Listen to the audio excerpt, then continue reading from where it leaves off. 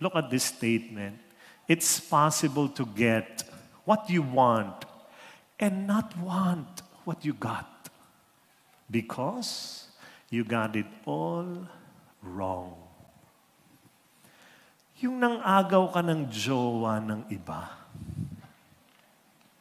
nanakit ka, kayo na nga, pero malungkot ka dahil mali.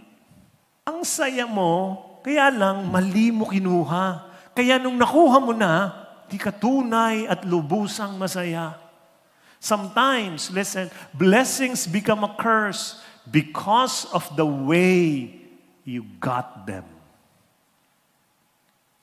Because of the way you got them. It became a curse.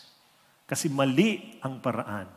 The only way to truly enjoy a blessing is to receive it according to God's way and God's time.